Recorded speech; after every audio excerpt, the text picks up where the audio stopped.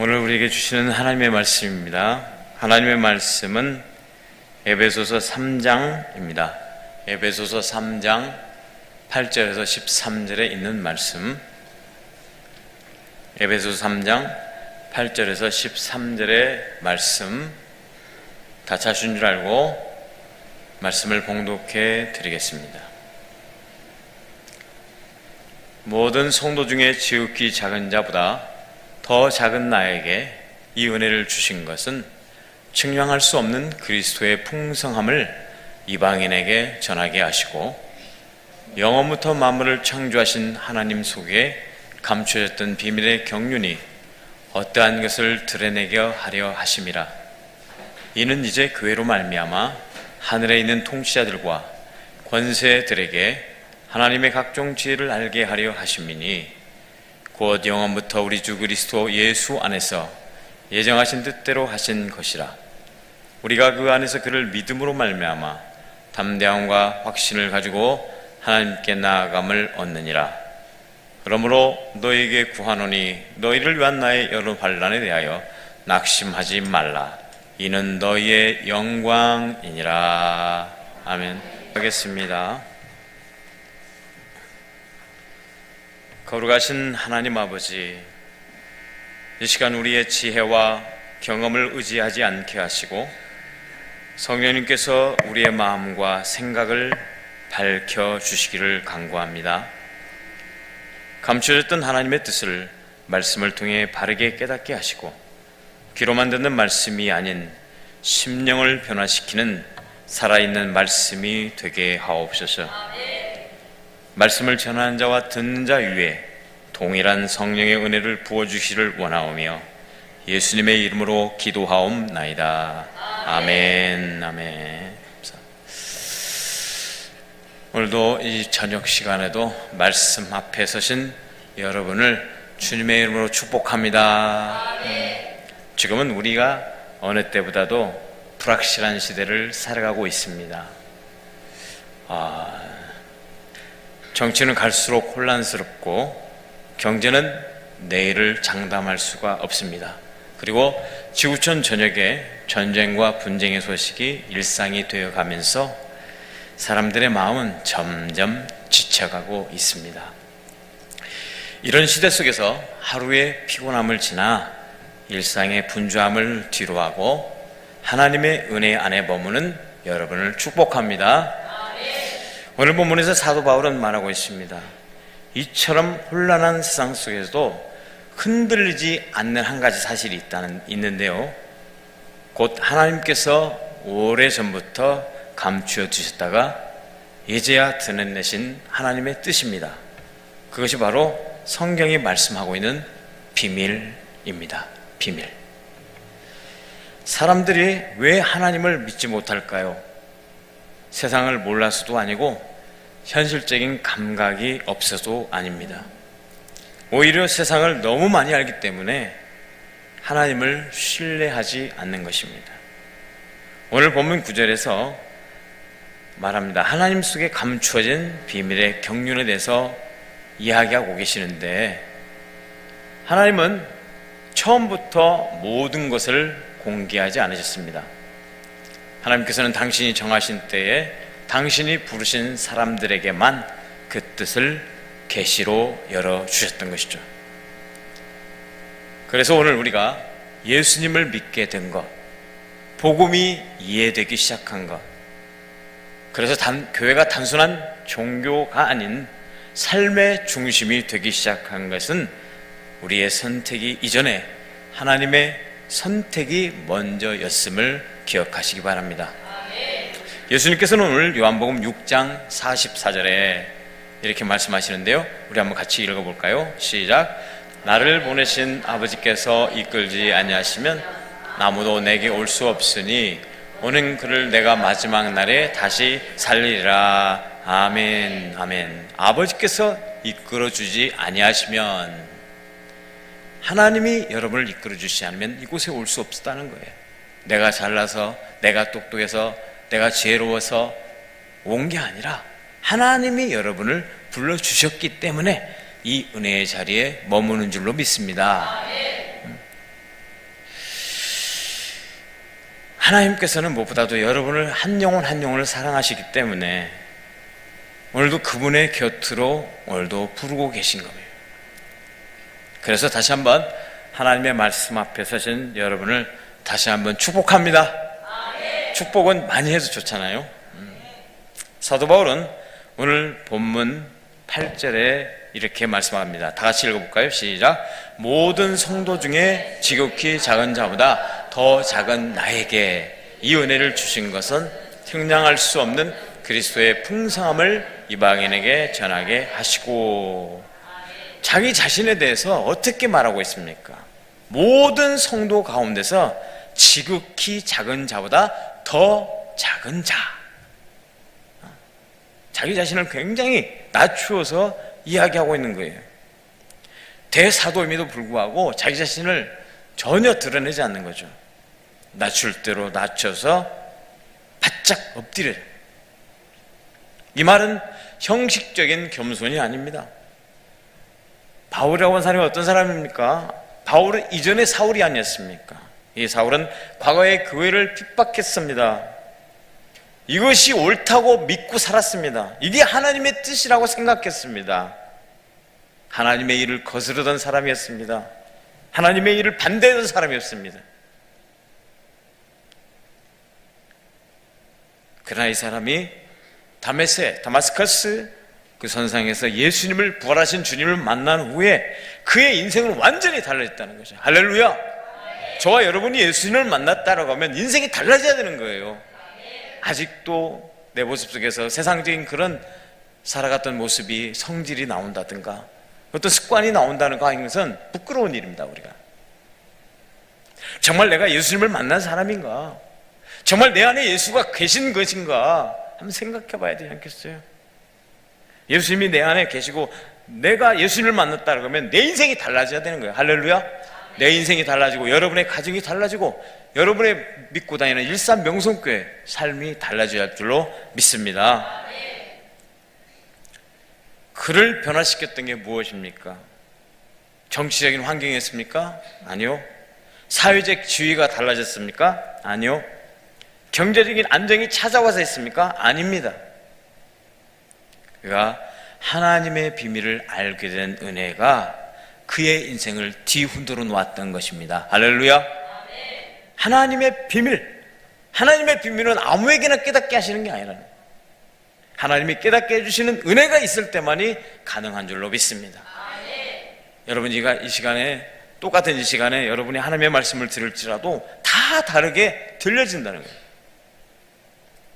그 말씀이 마당만 받고 가는 그런 심령이 아니라 옥토가 되어서 여러분의 신비에 떨어질 때 정말 30배, 60배, 100배의 그런 놀라운 결과가 나타나게 될 줄로 믿습니다. 하나님의 비밀, 그 비밀의 핵심에 대해서 바울은 6절에서 이렇게 말씀하고 있습니다. 6절 같이 읽겠습니다. 시작. 이는 이방인들이 복음으로 말미암아 그리스도 예수 안에서 함께 상속자가 되고 함께 지체가 되고 함께 약속에 참여하는 자가 됨이라. 할렐루야. 아멘. 이방인들이 복음으로 말미암아 그리스도 예수 안에서 함께 상속자가 되고 함께 지체가 되고 함께 약속에 참여하는 자가 됨이라. 이게 창세전부터 하나님 안에 감추었던 예정의 비밀이었던 것입니다. 그런데 하나님께서 왜 사도 바울을 부르셨습니까? 내가 나를 위하여 이방에 가서 이방의 사도로 전하는데, 하나님의 나라를 증거하는데, 복음을 전하는데 너에게는 감당해야 될 사명이 있다. 그 죽음과 같은 고통을 가지고 견디면서 감당해야 되는 사명. 유대인들은요, 이방인을 어떻게 생각하는 줄 아십니까?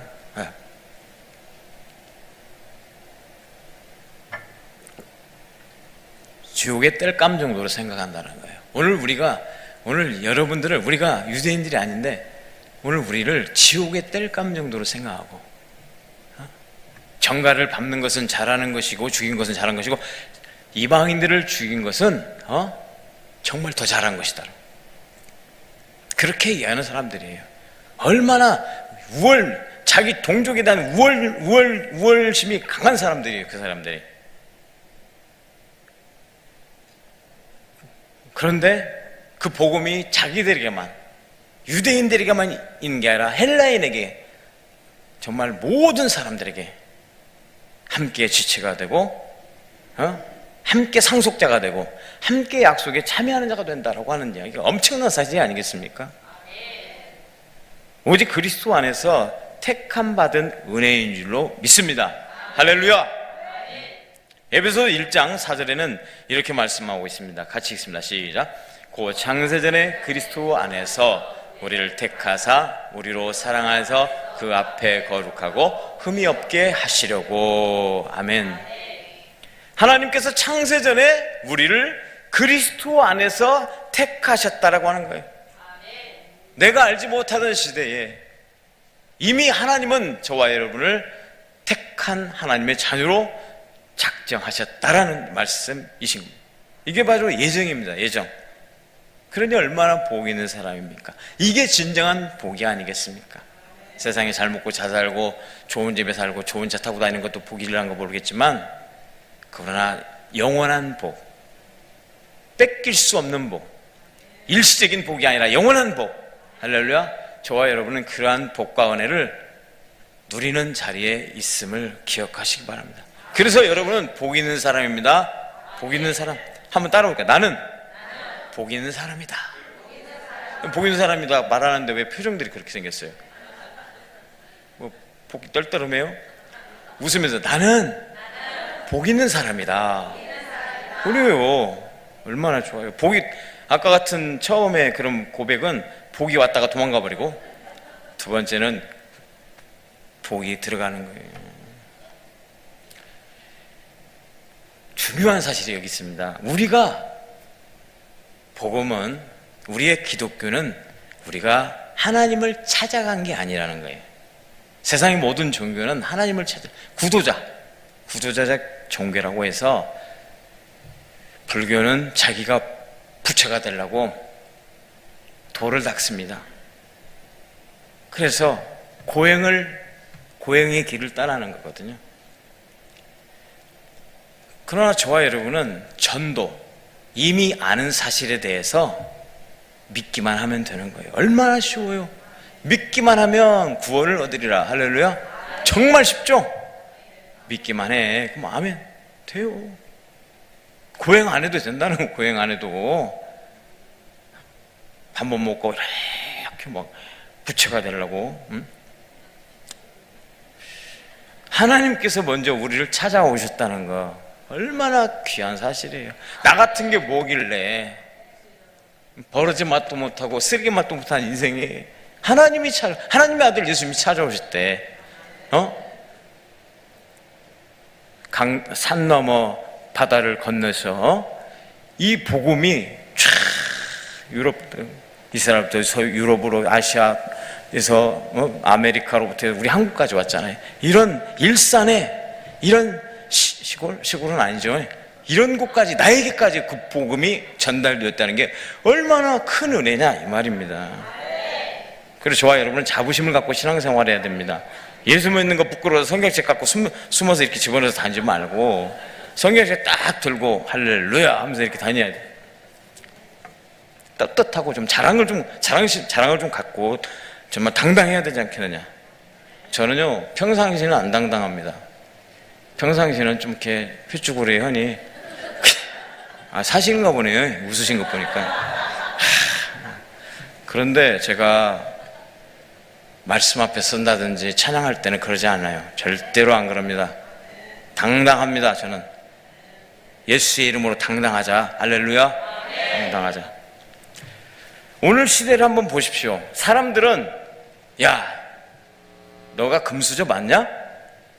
너 흑수저지? 너 어느 나라에서 태어났어? 아프리카지? 아메리카야? 이런 걸 얼마나 따르는지 몰라. 어떤 배경을 가졌느냐, 그걸로 사람의 가치를 판단해버려요. 아니 사람의 가치가 그 정도밖에 안 돼요. 하나님의 형상 따라 지음받은 존재가 그 정도밖에 안 되냐고. 그렇잖아요. 그런 배경 가지고 그런 권세 가지고 그런 물질 가지고 사람을 판단하지 말라는 거죠. 겪어보지도 않고 그 사람에 대해서 어떻게 할 거예요. 그러나 복음은 분명히 말합니다. 하나님 나라에서는 출신도 필요 없고 조건도 필요 없고 과거도 필요 없고 선택의 기준이, 그것이 선택의 기준이 아니라고 말합니다. 바울은 이어서 그 놀라운 비밀이 어디를 통해 드러난지를 말하고 있는데요. 에베소 3장 10절에 우리 한번 같이 읽어볼게요. 시작. 이는 이제 교회로 말미암아 하늘에서 있는 통치자들과 권세들에게 하나님의 각종 죄를 알게 하려 하심이니. 아멘. 이는 이제 교회로 말미암아, 하늘에서 어디로 말미암아? 교회로 말미암아. 이 예배당이 교회가 아니라고요. 예배당인 거예요. 예배당. 그러나 교회는 나 한 사람 한 사람, 내가 교회라는 거죠. 내가 이 교회로 말미암아 하늘에서 정사와 권세들에게 하나님의 각종 지혜를 알게 하려 하심이니. 하나님은 이 비밀에 대해서 천사들에게 먼저 알린 게 아니에요. 천사가 구원받았다고 하는 얘기 들어보셨습니까? 아니에요. 천사는 하나님의 심부름꾼에 불과합니다. 그러나 연약한 성도들이 모인 교회를 통해 하나님의 뜻을 드러내셨다는 거예요. 연약한, 여기 정말 중요해요. 내가 약할 때 강함 주시는 하나님, 할렐루야. 그런 하나님, 내가 약하니까 하나님 의지할 수밖에 없는 거예요. 내가 부족하니까, 연약하고 어리석기 때문에 하나님 앞에서 눈물로 와서 기도하고 그분의 도우심을 구하는 것이 아니겠습니까?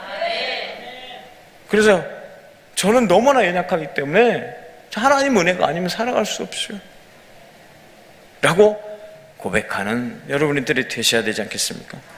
그래서 다시 한번 말씀드리지만 십자가는 실패가 아니다. 십자가는 실패가 아니다. 마귀는 십자가를 통해서 이제 모든 게 끝났다라고 생각했지만 아니요. 무덤 속에 들어가신 예수님은 짠짜자잔 하고 촤 부활했다는 거예요. 할렐루야. 3일 만에 살아나셨어요. 그리고 구원의 길을 보여주셨어요. 로마의 권력자도 종교 지도자들도 지식인들도 알지 못했지만 하나님은 교회를 통해 그 뜻을 밝히고 계신다는 사실을 믿으시기 바랍니다. 하나님의 교회를 통해서.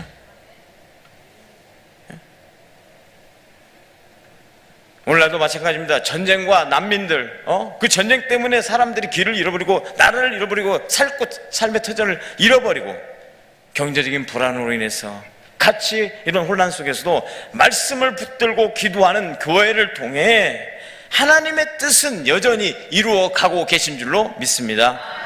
그래서 우리가 드리는 이 수요 기도에 사람 별로 안 모이, 그게 중요한 거 아니에요.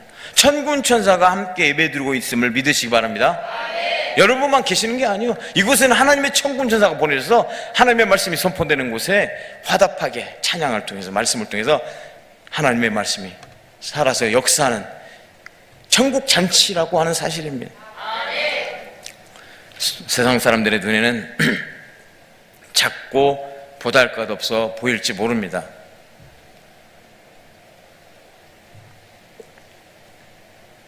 하지만 하나님의 계획 속에서는 결코 작지 않은 자리라는 것은 분명한 사실입니다. 그렇다면 예정은 무엇을 말하는 걸까요? 모든 것이 이미 정해졌으니까 아무것도 하지 말아라, 그런 뜻일까요? 이미 예정되어 있으니까? 그렇지 않아요. 그것은 성경이 말하는 예정이 아니라 숙명론입니다. 숙명론. 성경에서 말하고 있는 예정은 하나님께서 미리 구원의 길을 준비하셨다는 은혜의 서원인 줄로 믿습니다. 은혜의 서원, 은혜의 서원. 그래서 바울은 빌립보서 2장 12절에 이렇게 말합니다. 시작. 그러므로 나의 사랑하는 자들아, 너희가 나 있을 때뿐 아니라 더욱 지금 나 없을 때라도 항상 복종하여 두렵고 떨림으로 너희 구원을 이루라. 아멘.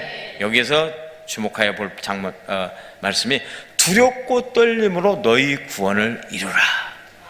두렵고 떨림으로 너희 구원을 이루라. 이 말씀이 무슨 뜻 같아요? 내가 한번 구원받았으니까, 예수 믿고 작정했으니까 끝났다라고 생각하는 구원파예요. 구원 한번 받았으면 끝난 거라고 생각하는 게 구원파라고요.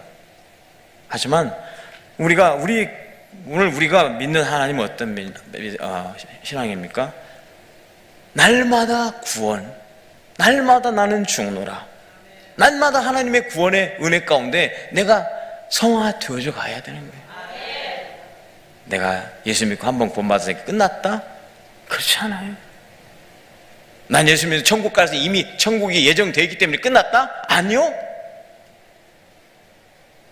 그렇지 않아요. 그 마지막 때 하나님의 심판대에 서 봐야 알 수 있는 것입니다.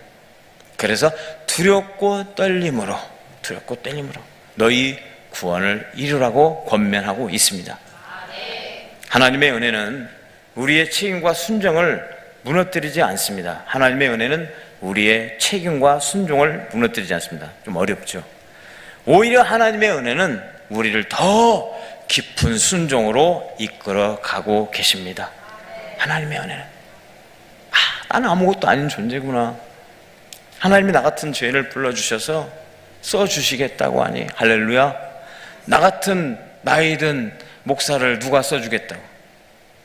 하나님께서 우리 목사님을 통해서 불러주셨잖아요. 할렐루야.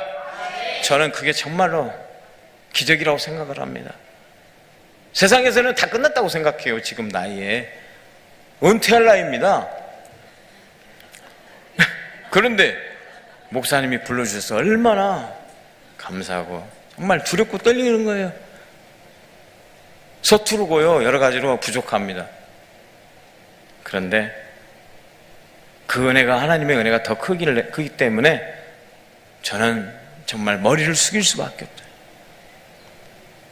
너무 감사하죠. 감사해요. 본문 12절의 말씀 보겠습니다. 본문 12절 시작. 우리가 그 안에서 그를 믿음으로 말미암아 담대함과 확신을 가지고 하나님께 나아감을 얻느니라. 아멘. 우리가 믿음으로 말미암아 담대함과 하나님께 나아감을 얻었다고. 그 예수 그리스도를 믿음으로 말미암아 십자가의 그 은혜를 내가 생각하고 주님을 따름으로 말미암아 담대하게. 하나님은 우리의 연약함을 모르고 부르신 것이 아니에요. 부족하고 미련하고 정말 별로 잘 할 줄도 모르는 그런 사람 알고 부르셨다는 거예요. 알고 실패할 것을 아시면서도 부르셨고 넘어질 것을 아시면서도 불렀습니다. 그러므로 우리는 두려움이 아니라 감사함으로 순종함으로 나가야 될 줄로 믿습니다. 이게 하나님의 크신 은혜예요. 나 같은 거 불러줬으니까 너무 감사하지 않아요? 하나님 나 같은 사람을 불러주셨잖아요. 그 하나님의 부르심의 조건은 잘난 것도 아니고 많이 배운 것도 아니고 똑똑한 것도 아니고 잘생긴 것도 아니고 돈 많은 것도 아니라 이 말이요. 하나님의 은혜. 은혜는 하나님의 선물이에요. 선물. 그 선물이 우리에게 주어졌잖아요. 너무 크기 때문에 그 은혜가 너무나 엄청나게 크기 때문에 그 은혜에 대한 우리가 너무나 무디어서 살아가는지도 모릅니다. 사랑하는 성도 여러분, 이제 말씀을 점점 마쳐가려고 합니다. 예정은 삶을 가볍게 살라는 말이 아니에요. 너가 예수 그리스도 안에서 구원받고 하나님의 자녀가 되었으니까 이제는 대충 살아라, 그 말이 아닙니다. 오히려 남은 시간을 더 진지하게 살라는 부르심입니다. 더 진지하게. 오늘 우리가 드리는 예배, 오늘 우리가 드리는 기도, 오늘 우리가 선택하는 작은 순종 하나가 하나님의 예정하신 뜻 안에서 사용되는 줄로 믿습니다. 이제 우리의 마음을 이렇게 한번 하나님 앞에 올려드리기를 원합니다. 따라서 해볼까요? 주님,